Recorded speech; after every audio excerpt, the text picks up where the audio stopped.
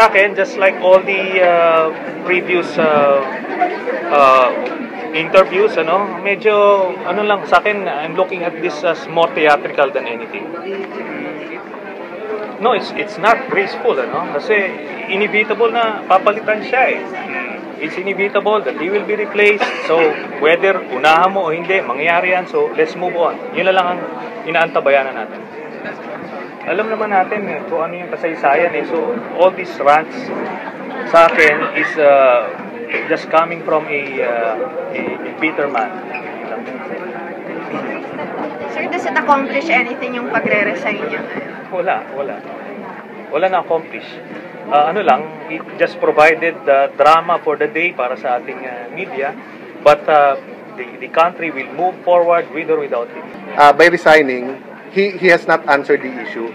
In fact, there are more questions now than answers. But what about the money of the Senate?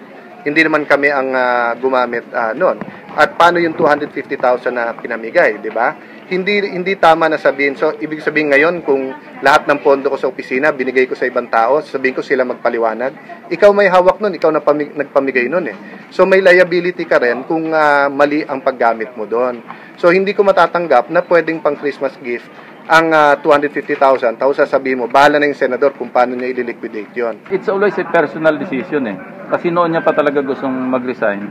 Kaya lang na prevalence siya ng mga kasamahan din na hindi ituloy, kaya hindi naging irrevocable. Ngayon, very firm siya, ginawa niyang irrevocable. Sama ng loob, actually.